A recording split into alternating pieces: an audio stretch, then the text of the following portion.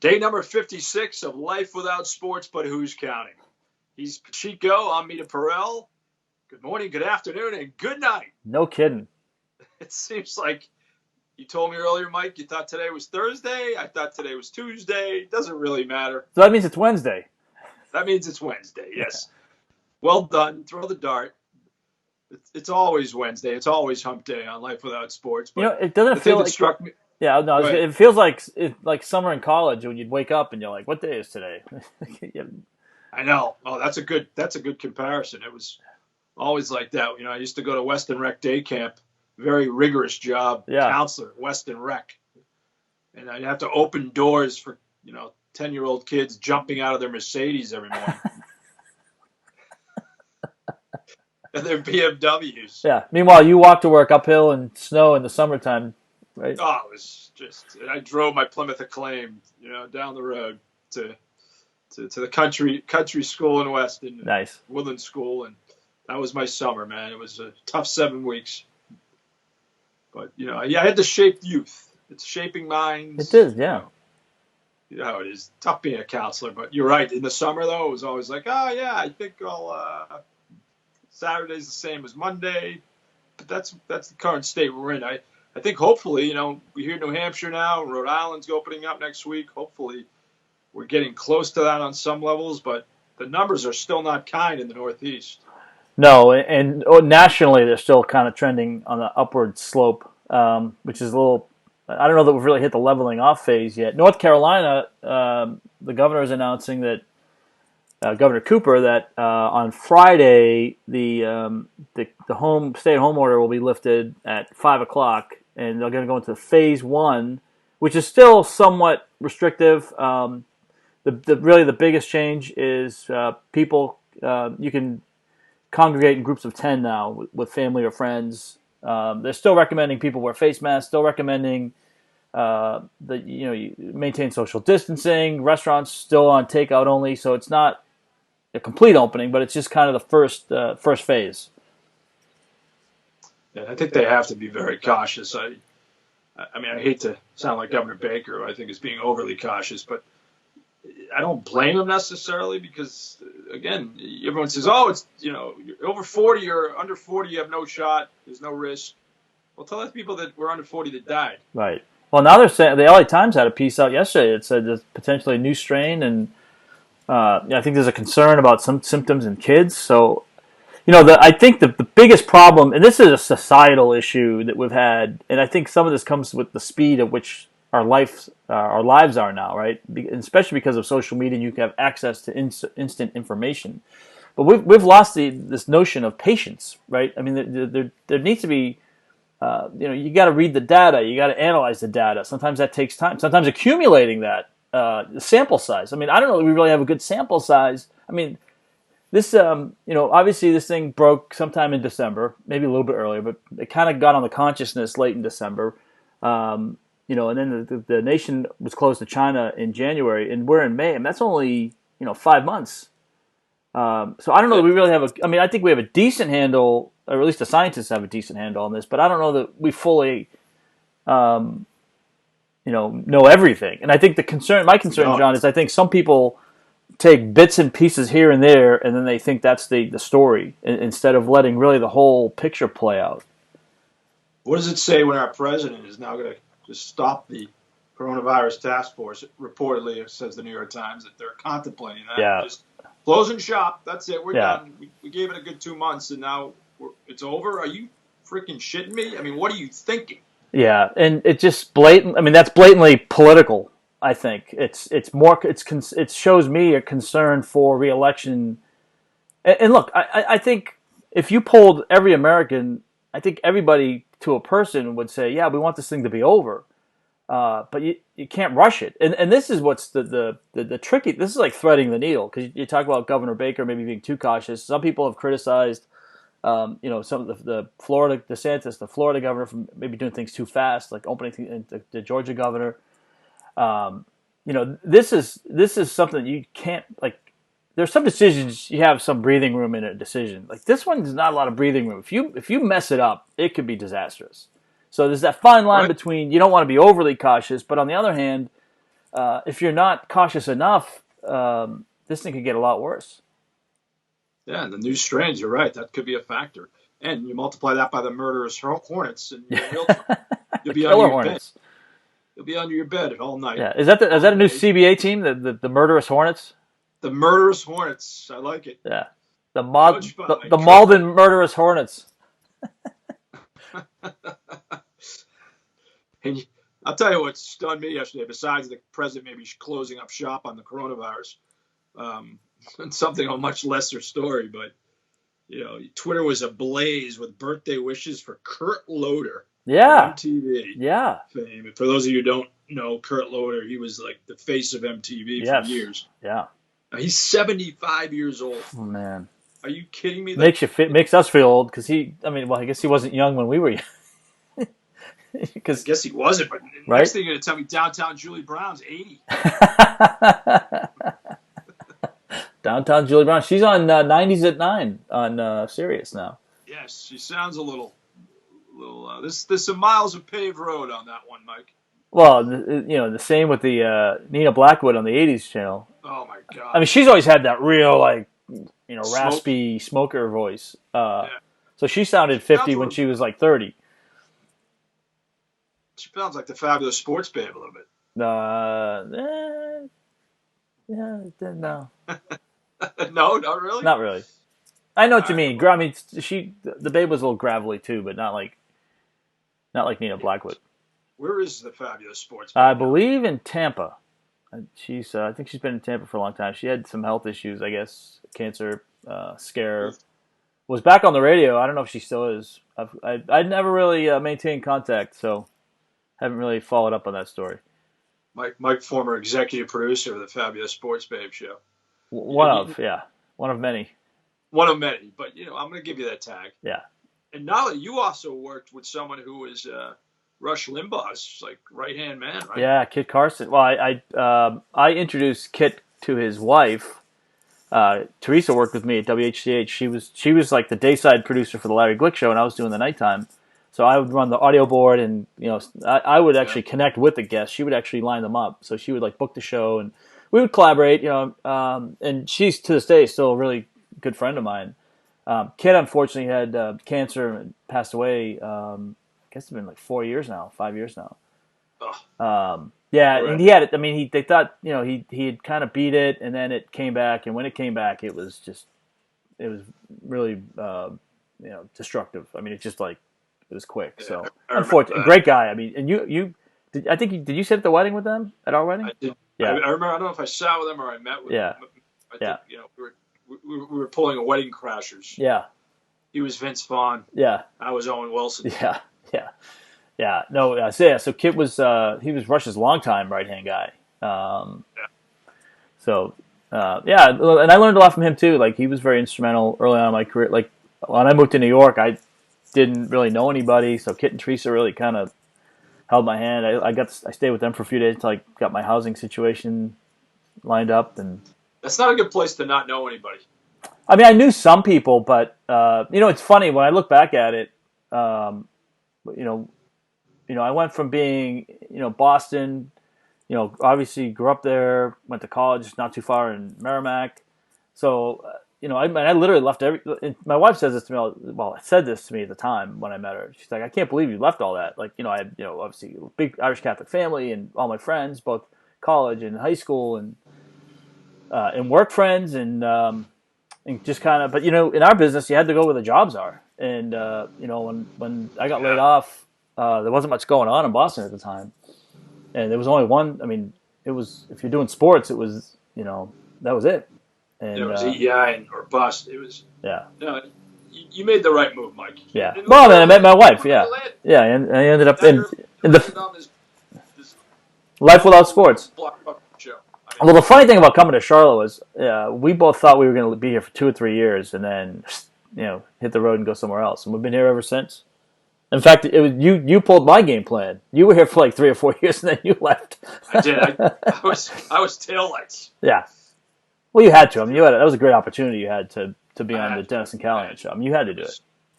It was definitely something that I had to jump on, but I was there for a solid 4 years, and I enjoyed every second. I really like Charlotte a lot.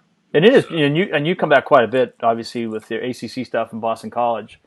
But people that maybe haven't been to Charlotte in a long time, I mean, it's a big time city now. It oh doesn't yeah, quite have the traffic that you have in some of the bigger cities. Now, people here complain that I-77, which is like the main highway here, people complain that traffic's bad, and it can be going up towards Lake Norman, which is on the north side of town. But it's really the city's it's really not. It's grown up. okay. It's not Yeah. Atlanta. Yeah, you're not dealing with Atlanta traffic. No, no. Who's that? Your executive producer that Yeah, just walked in? yeah. He wants to make sure it's okay to do a bike ride. So I said, yeah, go ahead. Of course, it's okay. Of course, it's okay. You're fine. What else does he have to do? Fine, right? No, he's been. You know what? This has been a really interesting challenge, and you know what's interesting? I think too. I think we understand it as a disruption. I wonder if the kids, it just rolls off their back. You know what I mean? Yeah. Obviously, we have a broader. I mean, this has never happened in our lives. I mean, the longest I can remember being out of school probably was the blizzard of '78. I mean, like, I don't even remember that. I mean, there's not much to compare this to. I just remember building like these huge snowmen in my front yard and burying my father. Like, So I wasn't allowed out for like 3 days because we had so much snow in Arlington, and we were on a hill in Arlington, so we got a little bit. I mean, comparatively, we got a little bit more snow, I think, sometimes, but there was so much snow piled up on the banks. It was like Verdun in World War I. We had like a trench system to get out to the street. And I was probably 9 at the time. So my parents. How about the cars stacked on the street on 128? Yeah. Just packed like sardines, and people were in because they had nowhere to go. Ted Sarandis told the story. I guess there were a bunch of people that were stranded at the Boston Garden, the old Boston Garden. Yes. Yeah, they're eating stale popcorn for 3 days. That was a bean pot. Yeah, that's right. Yeah. They stranded, and I think to this day Ted blames Don Kent. Bad forecast. Well, I mean, this is the other interesting piece to all this, right? So it's like the technology has changed. So last night we were under another tornado warning. It was south of us, so a couple, like maybe 30, 40 miles. Well, sometimes with the atmospheric conditions, it gets to be that way. But but like when we were kids, if a tornado rolled through, I mean, you knew a tornado was coming after it went by. You know what I mean? Like it was gone. Yes. Now the warning systems have gotten better. But to relate it back to the school stuff, he's been doing coursework every day. He's been on like Google Classroom, and they've been doing Zoom meetings. Like his school has done a great job of keeping them engaged. Now, I don't know. Time will tell whether this is going to be impactful or not. And it's interesting what age is it impactful, because I know public schools are having some issues with connectivity, right? So like some of the kids in the poorer section, kids in the lower end of the economic scale, might not have access to good internet or consistent internet. Devices are an issue too. I mean, I think every school system is different. I mean, some school systems are able to give kids computers, some aren't. So it's No, I think it's sporadic. I think some really good school systems, kids aren't doing much. That for a fact. I've talked to a few people who are in the upper echelon of Massachusetts schools, and there's not much going on. Yeah. And there are, but it's also a kid it has to have that right motivational skill. Yeah. One of my sons is good, and one of my other sons struggles with it a little bit, and they're both very smart, but it's just a matter of how you learn. Right. So that's difficult. Yeah. That's definitely a balance, but I think you make a good point about them maybe not being as affected as much as we are. For us, it's just it's the mental drain. It's the uncertainty of the schedule. Yeah. Like schedules are all over the place and non-existent. Right. And, weekends are the same as the weekdays, and everything one. So it's disruptive for those of us who used to be on the road, and those of us who had semi-set schedule. Yeah. You go to the park at 5 o'clock every day, or 4 o'clock, and you knew where you're going to be. Today, it's like, oh yeah, I think I'll go to Harris Teeter and just hang out. Well, and it's in the baseball life is interesting too, because I mean sometimes you do get into that rut where what day is it today? And game time is really dependent on that, right? Yeah. Because you're like, oh, we have a 2:05 tomorrow, must be Sunday. And you get into the rhythm, I feel like I've been like I said, I feel like I've been on summer break since, the last real work I had was the Big South Championship game with Winthrop and Hampton, and that was whatever that Sunday was, March 7th, I think, March 8th.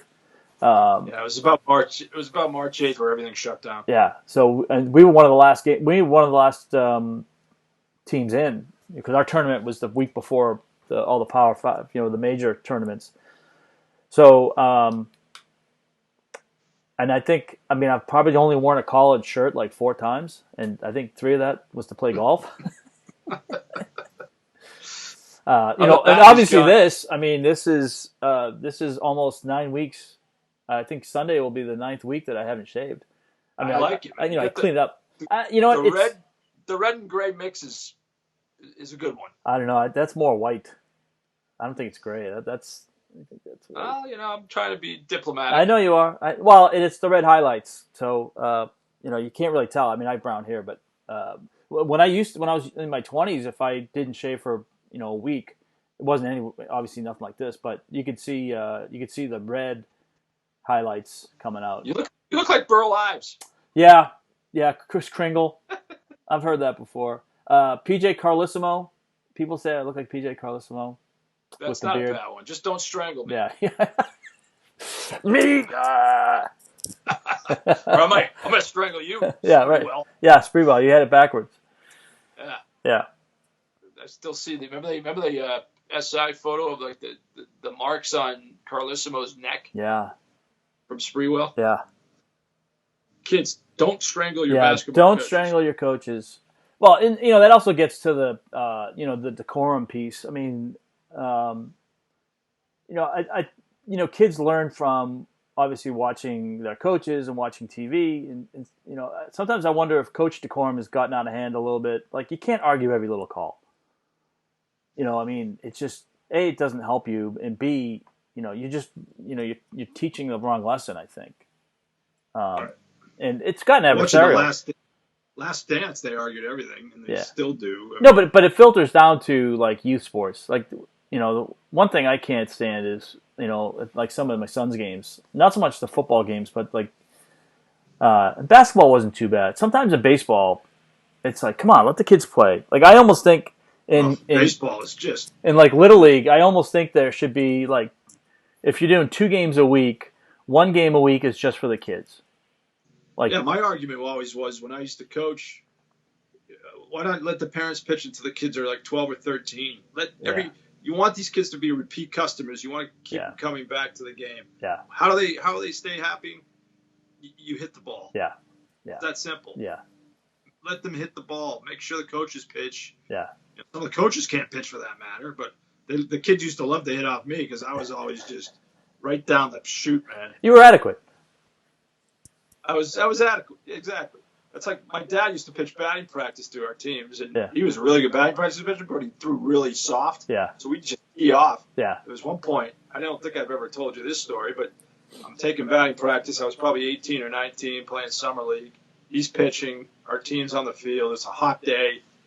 And I hit one right back to the box. Oh.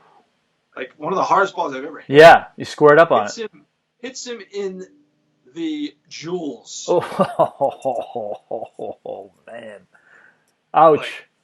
And he goes down. Thanks, son. Oh, my God. Like, it was so bad. Like, oh, man.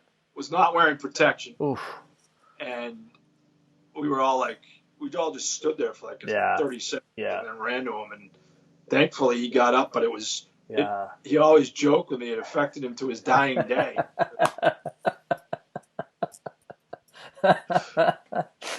Well, fortunately, he was past having kids. Yeah, he was. You gave him an involuntary vasectomy, I think. Oh my God! I was like, at least he didn't have to sit with the peas for 3 days. It was. He did. He sat with ice. I remember going home and I'm like, here, giving him a big bag of ice. It felt so bad. Oh, That's man. before batting. I don't know if L he had a screens. screen or he Yeah. wasn't using it, but use the screen. Yeah, no doubt. Oh, goodness gracious. Yeah, I felt like I was Jack Clark that day. Ropes. Frozen ropes. Were you a Right righty hitter? Yeah, I was a righty. Righty hitter, yeah, me too. I couldn't bat. Are you kidding me? I wish I could switch No. it. It was funny. Like when John was like 2, he started like doing stuff left-handed, and I was like, "Oh, great, he's gonna be a lefty." Nope, all right-handed. I know. I think every father that's a sports fan wants their son to be a left-hander. Yeah. Because lefties, the old saying goes, have a much easier route to the major Yeah, leagues. I remember a friend. He wasn't naturally left-handed, but his father taught him. As like a young kid. I mean, he didn't never made it, but Yeah, well, you can also be amphibious. you can be amphibious. 12 minutes. Yeah, and 12 fingers, right? 12. You know what I watched last night? What'd you watch last night, John? During the pandemic. Moneyball. Oh yeah, With Ben, you had never seen it. Wow. I forgot how good it was. Isn't that funny? Like, we watched Major League like 2 or 3 weeks ago, and it's like second nature to us. Yeah. But John, seeing him watch it for the first time, it was interesting, and getting the laughs and getting the jokes. And with Moneyball, it's different because that wasn't a comedy, but interesting how kind of analytics and how that kind of evolved, and Moneyball and Billy Bean and Yeah, it was. I don't know how much of it was dramatic, but the whole end wasn't great when he drives away and he's playing the CD. I like to see the song from his daughter. That was pretty cool. I don't know if she actually did that. Right. Listening to that as he drives around Oakland trying to decide whether to take the Red Sox offer, which, by the way, was for $12.5 million. But isn't that funny? Like GM. some of the when they do movies like that,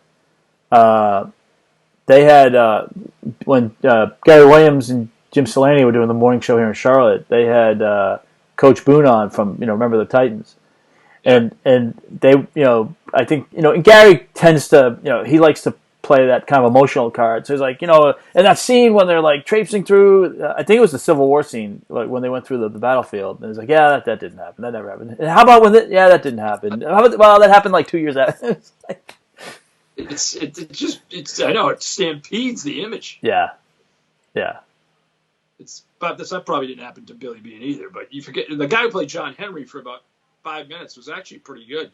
Yeah. He had Henry's speech patterns down when Bean went up to Fenway to do the interview. Offer. Yeah. That was right before they hired Theo. Yeah. And then that's an interesting question though, right? I mean, what if? Well, what if, right? Does it still play out that way? Or does it play out differently but still successfully? Like it probably does because Theo was Billy Bean light. Yeah.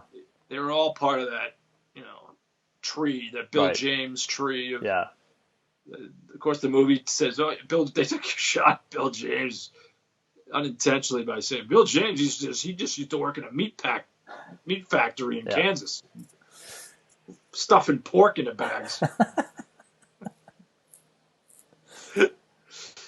Brad Pitt was good. Art Howe, the late Philip Seymour Hoffman, not so good. Yeah.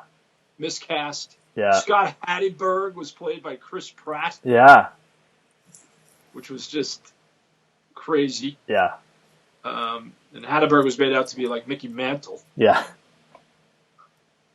And they have great footage of Kevin Youkilis, who must be like 250 pounds when he was in the minors. The Greek god of walks. And, Peter Brand, who was Paul D. Podesta. Yeah. D. Podesta didn't want his name used, I don't think. So they called Jonah Hill Peter Brand. Yeah. So Billy Bean comes in and watches that video of Youkilis, and Brand's like, "This is our ideal player, Billy." Even though he really didn't walk that much. Yeah. I mean, he had a great eye. He had good on base percentage. But it was funny how I forgot they won 20 straight games that year. Yeah. Yeah. You forget, I mean, the years just kind of meld together. I mean, you remember they had a good team, but I forgot the 20 in a row. It's not like not like Morgan Magic though. No, there's nothing better than Morgan Magic. Joe exploding after every win in the dugout with Todd Benzinger.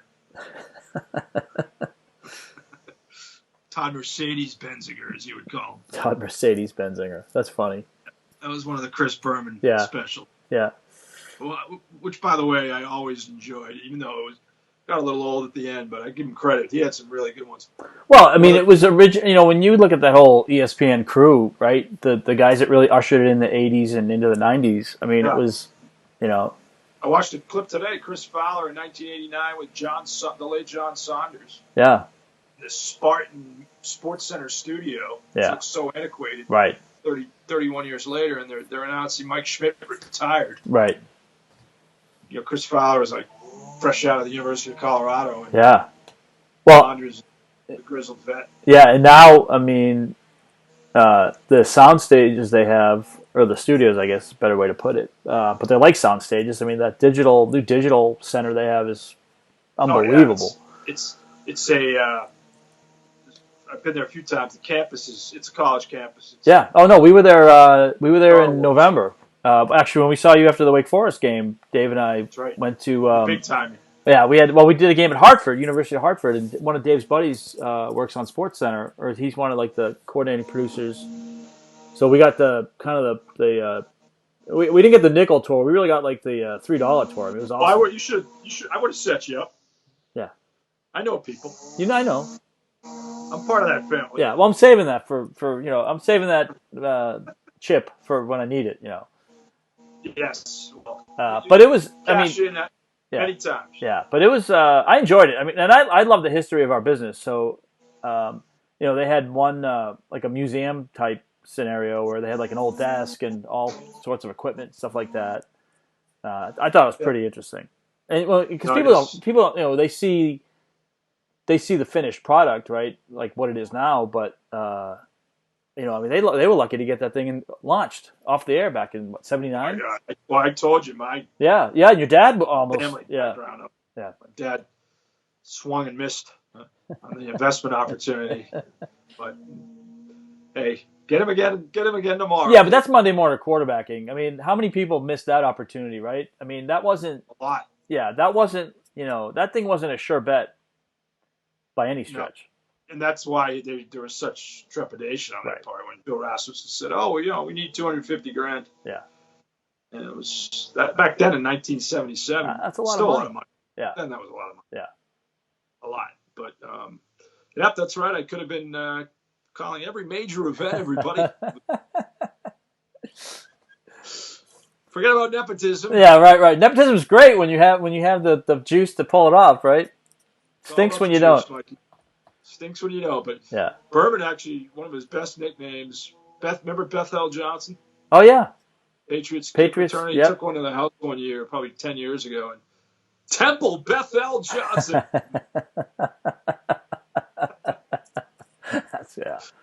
That was good. For those of us part of the Berman team, so to speak, we enjoyed that one. No, and I think you hit the nail on the head too, John. I mean, it was fresh, it was innovative, it was funny. He had the charisma, he had the charisma to kind of carry it.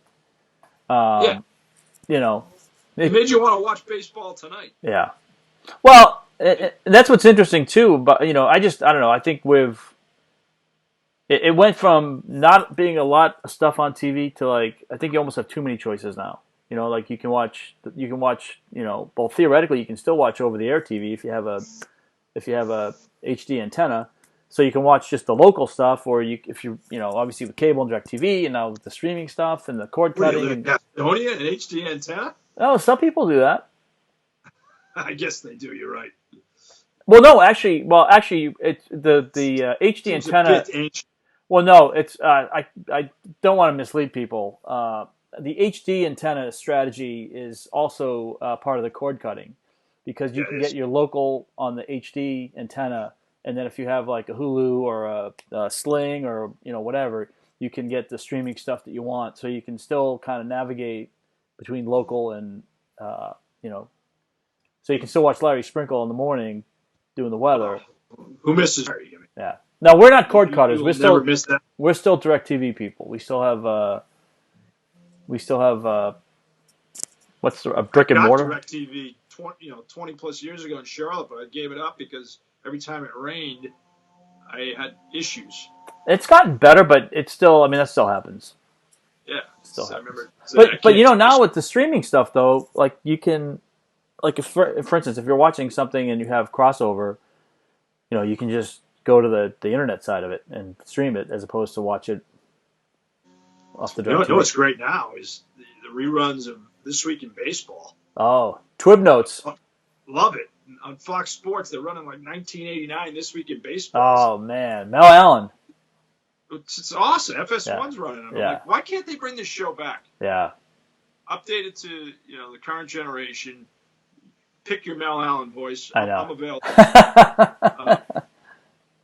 I'm available. Nice. Anyone Yeah. with sprinkling of personality. Mel Allen read the script. Yeah. Written by Warner Fusell. Warner Fusell. That's right. Who was the second incarnation of that host, and then it went down the tubes, I think, in 1996 or something. Yeah. But why not bring it back? Yeah. Because, I'll tell you why. Because everyone knows what happened. I was going to beat you to the punch there. It's because, something amazing on Sunday has totally lost its momentum by the time you watch it on Saturday. Right. Remember we watched it before the Red Sox games. We'd be like, man, did you hear what happened in Anaheim 4 days ago? Yeah. Yeah. It was like, let's go to Anaheim. Well, but if you think about it too, I mean, especially when the Red Sox were on the West Coast when we were kids, I mean, it's like, if they played on a Monday night, you didn't really get to read that game story until Wednesday. Used to really bum me out when I pick up the paper. We got the Globe delivered to our house. There'd be nothing in there. It'd be like the notebook and note game result. Yeah, yeah. Or they do like the pre-gamer, they do like some featurey, right. Like, the team went to Disneyland today. Exactly. Before the game. Let's spend a day with Ed Romero. And John Marzano. John Marzano. Yeah. The pride of the 84 U.S. Olympic team. Yeah. Yeah. He was a first-round pick, wasn't he? Out of Temple. Yeah. Yep. Fulton Red Sox first-round pick. Yes, he was. But let's not bring up Greg Blosser. Oh, boy. Now we're going way back. Yeah. Brady Anderson. Mm. Well, it could have been if he started on the roids before he left Boston. Man. But that was a good deal. Brady Anderson from Mike Boddicker. Yeah. Well, it lasted at least. Long-time Oriole. Yeah, he came in and made an impact. I love Boddicker. Yeah. It's too long. Too bad he didn't pitch longer in Boston. Yeah. See, we're doing This Week in Baseball. Yeah, with Twib Notes. 2020. Yeah. Didn't you get excited when you heard the music? Well, usually it meant, because it meant that, the games are coming on soon, so you kind of got excited for it. Right, and they played at Fenway during rain delays. Yeah, big rain delay staple. On the Matrix board. The Matrix board, yeah. It was like, you could barely see. It was like Pong. It was like Atari Pong up there. I think there was always light bulbs out around like Kevin Romine's face. Yeah, it was like 30 or 40 pixels. I mean, it was like... It was I think it was 76 or 77 when I remember Fenway got it. And I remember as a kid being like, "Oh my God, did you see that scoreboard?" Or remember, when they got the big scoreboard in center field, it was like, "Whoa, what is this?" And then they finally went to like Diamond Vision. Yeah, probably when you were. Yeah, we had. I think the Diamond Vision was there by the time I was doing the games. Yeah, it was, and that was big news. And now it's all kind of. Well, now it changes every 2 years. Yeah, I mean, the Panthers have they have two of them in the end zones. Like they're just ginormous. Nice. The only bad thing about, and this is, first world media problems, the only bad thing from where we are in the press box, you can't see them. So you can't? No. And, at least where I'm sitting, I think if you're in the front row, I'm like in the third row. If you're in the front row, I think you might be able to catch a glimpse of them. Because of the overhang. There's an overhang that kind of, and the press box is locked in. It's like glassed in. I shouldn't say locked in. So many issues you guys have glassed there. I know, it's a problem, right? Eat your free food. But you don't have the ambiance. Like you don't. The one I think fair thing is, and this is nothing against current. I mean, that's the best way the thing was designed. But you don't get a feel of the ambiance in the stadium. No, you're always kind of distant up there. Most NFL press boxes are not good. You're in the end zones. Yeah. At least the Panthers' sightline's pretty good. No, the sightlines are really good. Sightlines are good. Yeah, food's been upgraded since Tepper took over, so that's good. What we got? What do we got up there now? A little deli, little. No, they do. Sometimes they'll do like pork tenderloin or turkey. They sometimes they get some in the old regime. They did a lot of pulled pork.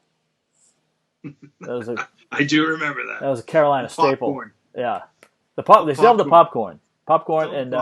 the other. For everybody, people that were freeloading, they go up there. Like, oh my God! 10 minutes. Yeah. Hey, Kevin Casey, what's up? No, the best is like the people that would get there like an hour before the game, and they put their stuff down, they go eat, and then like 10 minutes to kick off, they go to refill their soda and then grab a big thing of popcorn. They do now. They do have some great soft serve. They have a great soft serve machine up there. They put that was actually put in a couple years ago, and then they do hot dogs at halftime. Yeah, not a big fan of that. Not a big fan. I'm not a big halftime eater. Well, especially when I'm doing play-by-play, I tend to skirt the hot dogs at halftime. Yeah. I've been trying not to pack on the pound, so I try to generally stay away. Either one or the other. You'll either grab something before the game or you'll grab something at halftime. But I usually don't do both. I feel like that can be a little gluttonous at times. Yes, and I usually grab a few cookies. Like Chach at BC grabs me like 7 cookies. Now, do they still do the? One would have been fine. Do they still do the clam chowder? I've never. Yes, they do. I've never had it at BC. Really? In my entire time, because again, yeah, this is TMI. Yeah, clam chowder might affect me by the third quarter. I got you. Intestinal turmoil. Yeah. Yeah. So I've always been tempted because I do like it. Yeah. It has to be the right setting. Yeah. Oh, the old gastrointestinal issues, not issues. Cronin's a big fan of the clam chowder. Yeah. I think he's a frequent. A lot of times we'll go next door as well when might be a platter or two for maybe a vacant luxury suite. Right. We might take a few straight sandwiches at times. Luxury box crashers. Yeah, that's exactly what we are. Yeah, it's especially at the end of games. Wouldn't that be hilarious if somebody walks in and goes, "Hey, I thought we were supposed to have a full deli tray. What happened? This looks like it's 75%." What happened to that half a meanwhile, Pete's like, I don't know what you're talking about. I'm notorious for eating half a cookie. And putting it back? Oh, no. Most of you that have lived with me know that I'm notorious for that. I'm talking to you, Mom. I used to annoy the hell out of people. Still do, for that matter. I'll be like, I only wanted a half. Yeah, but you don't put it back. I didn't eat it. I split it. They split it, okay. I don't eat it. No. Especially now in this pandemic time. No. Now you got to wear gloves and a tongue. Don't want to do that. Yeah, come on. Yeah. But no, I like that luxury suite crashers. Yeah. Very good. That would be an art. Yeah. An art form. Sweet crashers. Hey, that might be an idea for a reality show. Sweet crashers. Have you seen this? Have you seen Too Hot to Handle on Netflix? No, it's too hot for me to handle, apparently. I haven't been able to I haven't had time to catch it yet. I watched for like 5 minutes the other day. Now, this is like a reality thing? What is it? It's a reality thing where they claim they bring like all these singles who are notorious for hooking up with people. I don't know if they found them on Tinder. It was like their Tinder profiles were blazing. They bring them to this island, which is someplace deep in the tropics. So it's essentially a singles survivor. Yes. Survivor for singles, and they encourage you to do crazy things. They cannot have sex. They cannot. They cannot have any form of kissing, any form of anything. Right. And we're talking, you cannot do the deed. Right. I get that. That's generally what can't have sex means, but yeah. Yes. Well, yeah. So I just want to clarify. Now, is clothing optional for this, or is this? I don't think clothing is optional. I think most of them are wearing bikinis or your favorite banana huggers. Sorry. So this is kind of like a PG-17, maybe PG-13. Oh, definitely not PG-13. NC-17. NC-17. Okay. So just for sexual content, not for or innuendo maybe. Yeah, but I started. And I'm like, I can't watch this. This is going to burn my brain cells. Yeah, where have I heard that one before? Oh yeah, Tiger King. Tiger King. How about Nick Cage? Nicolas Cage is going to play Tiger King. Good That's casting. great casting. Very good casting. I'm not sure that's going to be the official Tiger King movie. It's just probably one of like 15 they'll do. Right. But that's still very good. Yeah. Not bad. Yeah. There was a rumor that Brad Pitt wanted to play him too. Really? Wow. Yep. Well, after playing Dr. Fauci, how do you go to Tiger King? Or Billy Bean. Yeah. Once Upon a Time in Hollywood. Yeah. Was excellent. I thought that he was fantastic in that. I thought He was. that movie was really probably good. half an hour too long, and the ending wasn't great. The ending, but other than that, I thought it was very good. I would agree, especially old fans of Hollywood, and you should watch that on Netflix. Wow, and that was the year I was born, so I remember that. You were born in 1939? Yeah, 1939. Who are you, Kurt Loder? No, I'm Dick Clark. Jeez. Happy birthday, Mike. Thank you. Happy 81st. Yeah. Yeah, no, I know. Hey, it's too hot to handle. You might be worth like 7 minutes of your time, but Yeah. I don't know if you can go much longer. So you're than not that. giving it the Mita Pearl thumbs up? No, I'm going to give it. I'm going to give it 2.5 meats. Can we do like pork loins? 2.5 meats, yeah. 2.5 tenderloins. There's a meat shortage now, so 2.5 Yeah. tenderloins. That's a good Yeah. one. Yeah. 2.5 Just, fillet mignons. they just don't want 2.5 sausages on too hot to handle.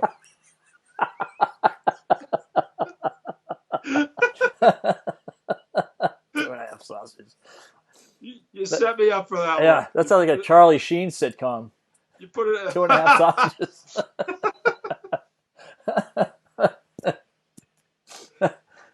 It must be Wednesday, folks. That's all I can tell Rejected sitcom titles. 2.5 Oh, my sausages. you. We're off the slopes. This is what our phone calls become, man. This is what it is. It's what, that bearded car cast. Do you have 2.5 sausages on that bearded car? I love Dave Friedman. Yeah. Maybe 1.5. Maybe 1.5. But Mikey, that's a good way to wrap it up. Indeed. End on a high note. Hit it on a high note. I'm with you. And remember, may all your todays be as good as your tomorrows. All right. So long, everybody.